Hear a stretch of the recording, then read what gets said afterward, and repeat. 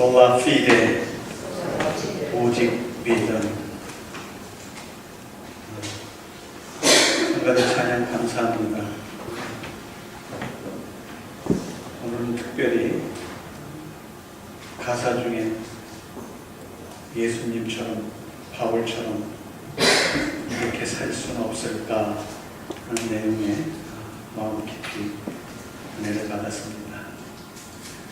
오늘 본문을 읽으실 때 4절부터 계속 읽으셨는데 4절부터 7절까지는 우리가 수주일 동안 읽었던 말씀이죠.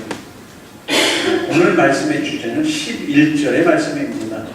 그래서 11절이 그동안 4절부터 읽었던 말씀 중에서 뚝 떨어져 있는 말씀이 아니라 사랑이라는 말씀을 하시면서 사랑과 연결된 말씀이라는 것을 이해시켜 드리기 위해서 4절부터 읽었습니다. 그래서 오늘 11절의 내용을 보니까 내가 어렸을 때에는 말하는 것이 어린아이와 같고 깨닫는 것이 어린아이와 같고 생각하는 것이 어린아이와 같다가 장성한 사람이 되어서는 어린아이의 일을 버렸노라. 어릴 때는 말하는 것도 생각하는 것도 깨닫는 것도 당연히 어린아이와 같습니다. 그런데 장성한 사람이 되면 어린아이와 같은 말과 생각과 행동을 버렸다는 말입니다. 당연한 말 아닙니까? 어린아이와 장성한 사람이 같아서는 안 되죠. 나이가 들어가는 것처럼 말과 생각도 또 깨닫는 것도 달라져야 합니다. 당연히 장성한 사람은 장성한 사람만큼 그 정도의 말과 생각과 행동이 나타나야 됩니다. 그런데 장성한 사람이 어린아이의 일을 버렸다고 그러는데 복음서에 가면은 이상한 말씀이 있습니다. 복음서 마태복음 18장 2절 3절 보니까 예수께서 한 어린아이를 불러 저희 가운데 세우시고 가라사대 진실로 너희에게 이르노니 너희가 돌이켜 어린아이들과 같이 되지 아니하면 결단코 천국에 들어가지 못하리라. 아니 어린아이의 때를 일을 버리고 장성한 사람이 되라고 했는데 여기서는 장성한 사람이 아니라 다시 어린아이와 같이 되지 아니하면 천국에 들어가지 못한다. 그래서 오늘 읽으신 고린도전서 13장에서는 어린아이의 일을 버려라. 그런데 또 읽은 복음서에는 어린아이와 같이 되라. 어느 쪽이 맞는 말인가? 둘 다 맞는 말입니다. 고린도서에서 어린아이의 일을 버리라 하는 말씀과 복음서에서 어린아이와 같이 되라 그런 얘기가 똑같은 얘기입니다.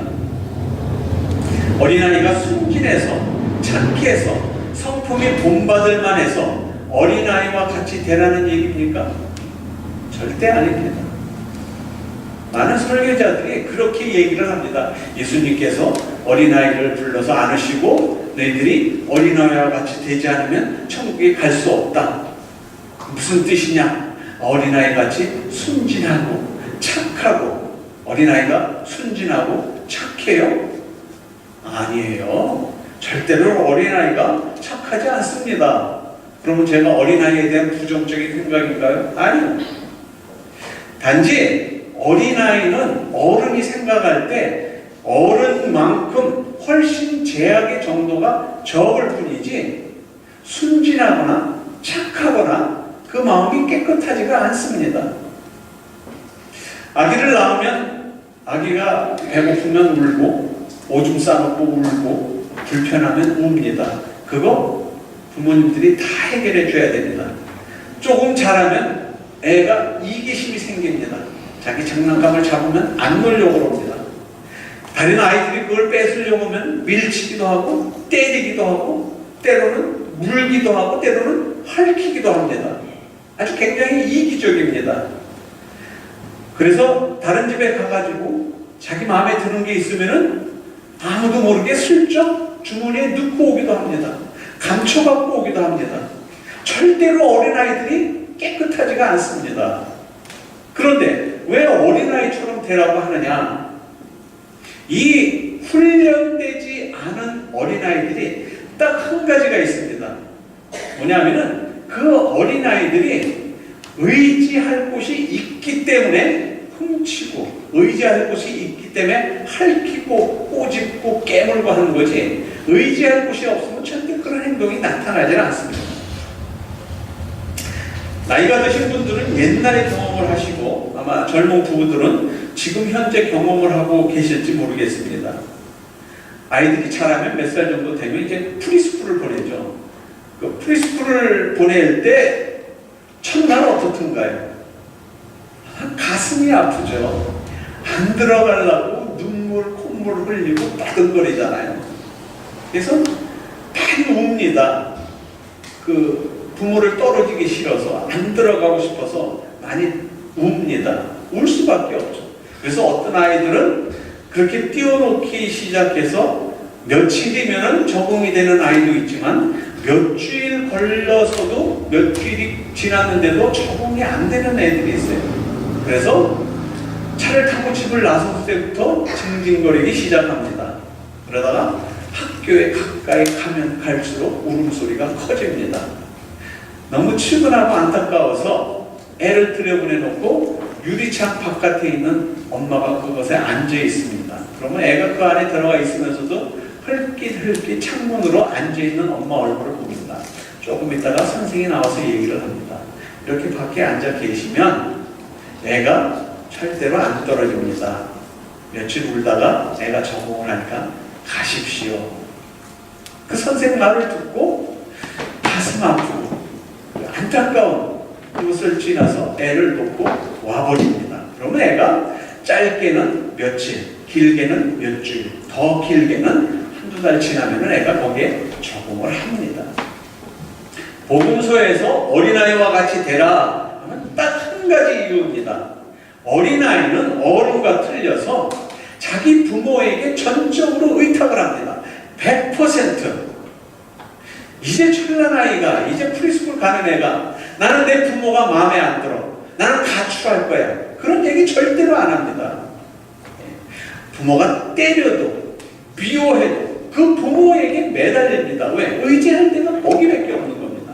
그래서 예수님이 그 어린아이를 안고서 이 어린아이처럼 되라 하는 얘기는, 이 어린아이처럼 고집세고 자기만 알고 이기적인 그런 걸 닮아가라는 것이 아니라, 그 부모의 품 안에 안겨서 생활하는 것이 자기의 전부인 줄 알고 부모 곁을 떠나면 죽는 것인 줄 아는 그 어린아이의 마음처럼 하나님을 떠나서는 내가 살 수 없다는 그 마음으로 살으라는 거예요.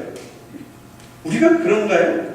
아니에요. 우리는 하나님 떠나서도 얼마든지 살 수 있다고 마음을 먹는 거예요. 가지고 교회 몇 주일 안 나와도, 가지고 내가 성경 몇 주일 안 읽어도, 가지고 기도 며칠 안 한다고 해도 끝도 없단 말이에요. 그걸 안다는 말이에요. 그러니까 내 마음대로 살 수 있다고 생각을 한단 말이에요. 예수님이 어린아이를 낳고 그 얘기를 하는 거예요.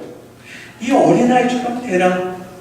부모가 없으면 죽는 것인 줄 아는 것처럼 너희들이 하나님 품 안에 있지 않으면 죽는 것인 것처럼 생각을 해라, 그 얘기입니다. 오늘 고린도서에서 어린아이의 일을 버리라고 하는 얘기는 신앙 성숙을 가지라는 얘기입니다. 초신자와 같은 말과 행동에 머물러 있지 말고 성숙한 신앙, 좀 오랫동안 신앙생활을 사람답게 성숙한 신앙인이 되라. 그래서 장성한 사람이 되라, 그 얘기입니다.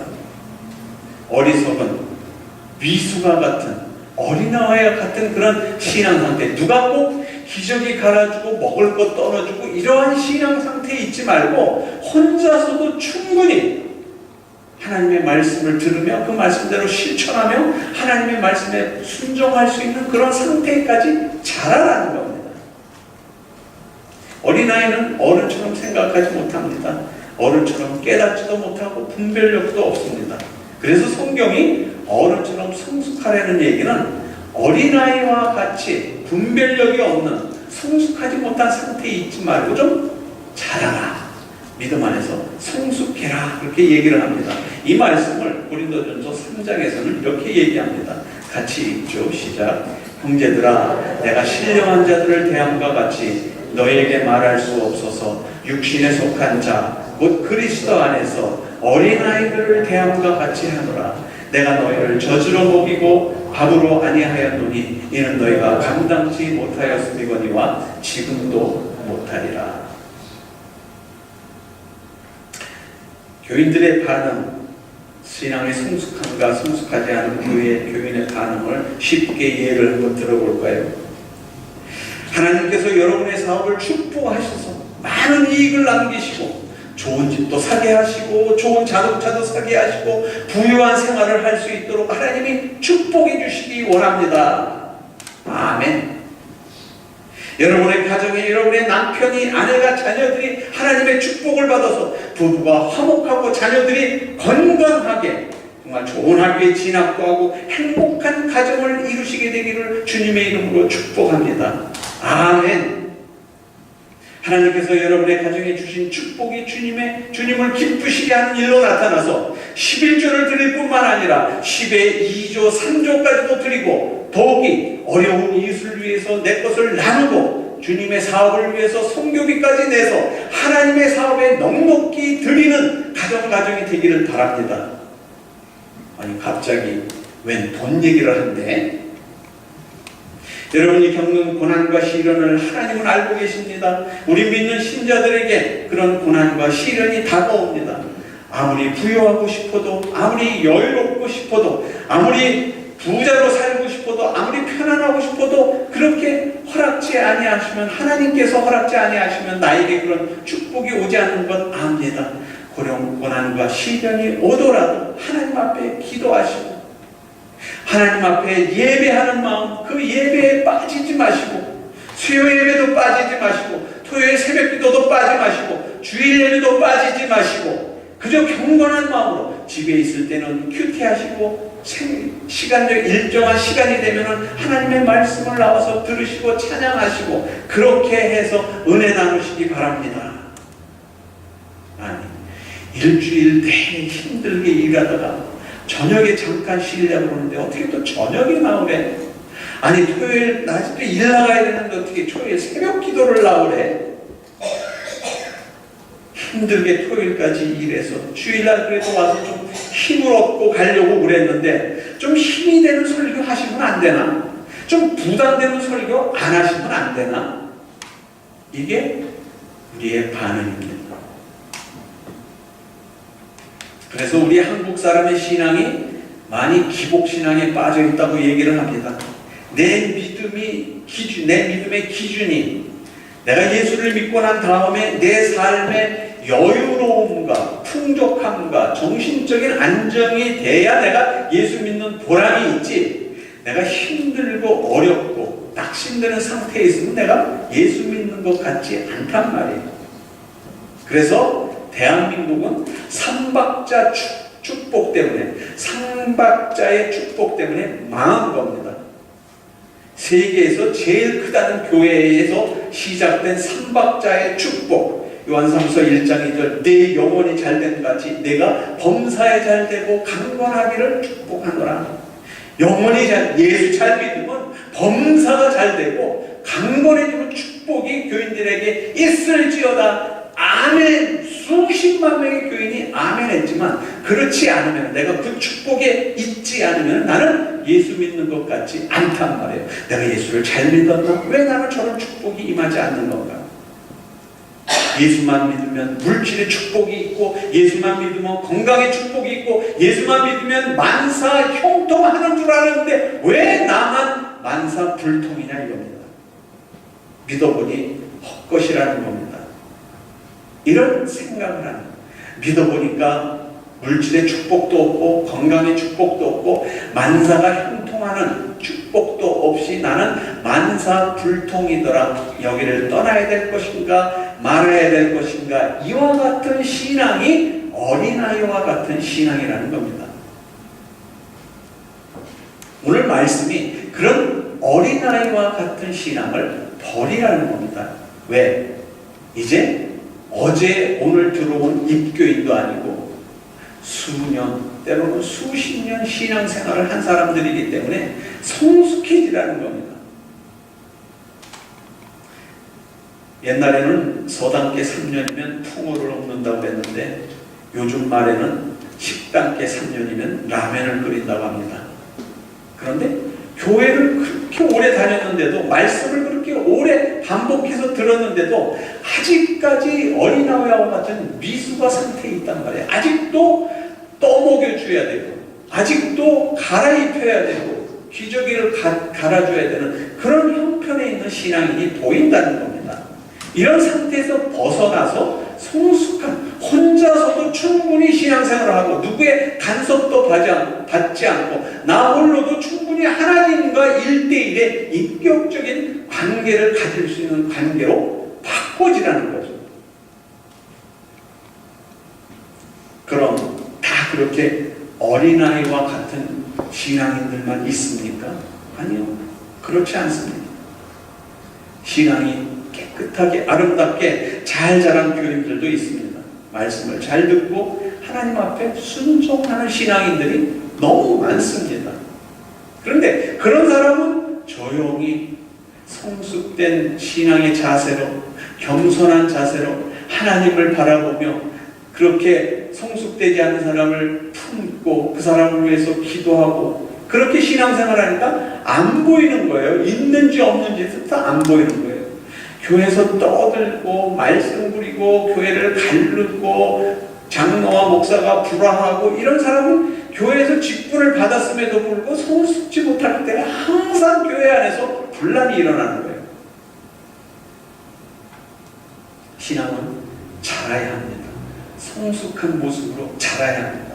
제가 자라게 하나요? 아니, 하나님의 말씀, 하나님의 말씀을 들을 때마다 맞다, 저 말씀대로 살아야지, 맞다, 오늘 한쪽에서는 어린아이처럼 되라, 한쪽에서는 어린아이의 일을 버려라, 어린아이의 일을 버리라고 얘기하는 성숙한 믿음을 가지라는 얘기고, 어린아이와 같이 되라고 하는 얘기는 하나님의 말씀에 꼭 의지해서 살으라는 말이구나 깨달아졌으면, 그렇지, 하나님의 말씀대로 살아야지, 하나님의 말씀을 붙들고 매일매일 힘들지만 하나님의 말씀 속에서 살아야지, 그리고 어린아이와 같이 투정 부리는 그러한 삶이 아니라 하나님 안에서 조금 더 성숙된, 그래도 오래 믿은 사람답게 살아야지, 이게 오늘의 말씀의 주제라는 겁니다. 며칠 전에 이 근처에서 가장 큰 교회를 담임하고 계신 목사님을 만났습니다. 은퇴가 가까워진 형님 같으신 목사님입니다. 그래서 그분하고 만나서 얘기를 할 기회가 있었습니다. 그래서 제가 형님 같아서 그분한테 그 말씀을 드렸습니다. 목사님, 저는 신학을 끝내고도 바로 목회를 시작하지 못한 이유가 주님이 마지막 하신 말씀 때문입니다. 너희는 가서 모든 족속으로 제자를 삼아 아버지와 아들과 성령의 이름으로 세례를 주고 내가 너희에게 분부한 모든 것을 가르쳐 지키게 하라. 예, 세례식조 잘 할 수 있습니다. 예수 그리스도를 고백하는 사람, 새로 믿는 사람들을 예수 그리스도의 이름으로 세례를 주고 그들을 성경 말씀을 통해서 가르치고, 이거 잘 할 수 있는데, 내가 마지막 자신이 없었던 거는 가르쳐 지키게 하라는 거에 내가 자신이 없습니다. 내가 지금까지 목회를 해본 결과 참으로 안 변한다는 걸 알았습니다. 정말 안 변합니다. 어떻게 그렇게 안 변하는지, 어떤 사람은요 보면은 내일 죽음이 오는 사람이에요. 내일 죽음이 오는 사람인데 오늘 모습을 보니까 그 사람이 가진 성격, 성품 그대로 나타나고 있는 거예요. 저 사람은 내일 죽을 사람이에요. 근데 오늘 그 성격, 그 기질이 그대로 나타나더라고요. 우리말에 그런 말이 있죠. 마지막 오늘. 우리 세상 사람들의 예수는 아는데 신앙생활 하기가 싫은 사람 그런 얘기를 많이 합니다. 그냥 이렇게 대강대강 살다가 내가 죽기 한 5분 전에 그때 하나님, 내가 이제 죽을 때가 됐습니다. 하나님, 제가 믿습니다. 하나님, 나의 구주심을 믿습니다. 나의 구원자십니다. 그리고 5분 전에 딱 죽으면은 예수님 오른편의 강도처럼 그렇게 신나게 강도질하고 지멋대로 살다가 구원받는 것이 얼마나 좋겠느냐. 그러면 세상도 내 멋대로 살고 구원도 받고 일석이조 아니냐. 누이 좋고 매부 좋고 또랑치고 가재 잡고. 근데 그 마지막 5분이 내게 아니더라는 거예요. 마지막 그 5분이 내 거 같았는데 어느 때 내가 하나님의 부름을 받을지 모르는 거예요. 어떤 사람은 그렇게 주의 복음을 전하니까 죽기 전에 예수 그리스도를 받아들이십시오. 이불을 확 뒤집어 쓴 거예요. 근데 이불을 뒤집어 쓰고 식구들이 이불을 벗기니까 돌아가셨어요. 근데 돌아가시기 전에 보니까 양쪽에 솜으로 길을 막았어요. 복음이 듣기 싫어서. 제가 그 목사님께 그랬습니다. 목사님이 하나님이 저를 부르셨을 때에는 하나님께서 저에게 가르치는 은사를 주신 것 같습니다. 나는 가르치는 게 참 좋습니다. 성경 공부할 때도 좋고, 구역예배 인도할 때도 좋고, 신학교에서 강의할 때도 좋고, 난 참 좋습니다. 그리고 강의할 때도 저 목사 잘 가르친다는 소리도 듣고, 성경 공부하면 재밌습니다 하는 소리도 들었습니다. 그런데 세례 주고 가르치는 것까지는 내가 잘하겠는데 지키게 하는 거에서는 내가 지금 너무 실망이 돼서 어떻게 할 수가 없습니다. 자신이 없습니다. 변하지 않는 교인들을 볼 때마다 많이 실망이 됩니다. 그 목사님 뭐라고 하셨냐? 40년, 50년 목회하시는 목사님, 이 목사 너무 그렇게 기대하지 마. 안 변해. 이 목사가 생각하는 것만큼 안 변하니까 기대하지 말고 그냥 목회해. 수십 년 돼도 안 변한다는 거예요. 정말 그렇습니까? 정말 안 변합니까? 아니요. 근데 제가 볼 때는 변하는 사람들이 있더라고요. 가랑비에 옷 젖는 식으로 서서히 변하는 사람도 있고, 어느 갑자기 하루아침에 변하는 사람들도 있더라고요. 내가 가진 체킹 어카운트에 잔고가 얼마 있는지는 계산이 됩니다. 아이들이 얼마큼 자랐고 그 아이들에게 투자돼야 될 돈이, 들어갈 돈이 얼마가 있는지는 계산이 됩니다. 내 비즈니스 하면서 지금 수입이 얼마고 지출이 얼마니까 내가 이걸 어떻게 운영해야 된다는 계산은 됩니다. 그런데 몇 년 아니면 몇십 년 신앙생활을 하는데 내 신앙이 지금 어느 정도에 와 있는지, 얼마큼 자라났는지 그 계산은 안 되느냐 말입니다. 세상적인 계산은 잘하는데 왜 영적인 계산은 안 되냐는 겁니다. 그 계산을 오늘부터 한번 해보자는 겁니다. 나는 몇 달, 몇 년, 몇십 년 신앙생활을 했는데 그때 내가 은혜 받고 시작했던 신앙생활에서 나는 지금 어떻게 신앙생활을 하고 있는가?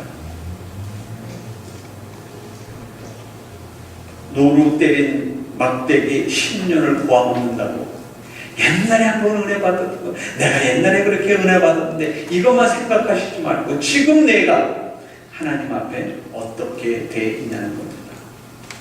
에베소서 4장 현대어 성경으로 같이 한번 읽고 말씀을 맺겠습니다. 시작. 이제 우리는 더 이상 새로운 것을 배우려고 다른 사람을 따라다니는 어린아이 같은 짓을 하거나 거짓이 진실처럼 보이는 것에 속아서 자신의 믿음을 바꾸는 짓을 해서는 안 됩니다. 오히려 우리는 언제나 진리를 따라 진실하게 말하고 행동하고 생활하여 교회의 머리이신 그리스도를 더욱더 닮은 자가 되어야 합니다.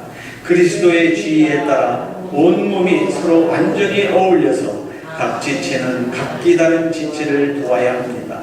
그러면 온몸이 건강하게 성장하여 사랑으로 충만하게 될 것입니다. 이게 성숙된 교인이 생각하며 주의 이름으로 나아가야 될 길입니다. 아무쪼록 예수님이 여러분 각자에게 주신 믿음의 분량대로 그 믿음이 자라서 하나님을 기쁘시게 하는 모습으로 나머지 삶을 살게 되시기를 주 예수 그리스도의 이름으로 축원드립니다.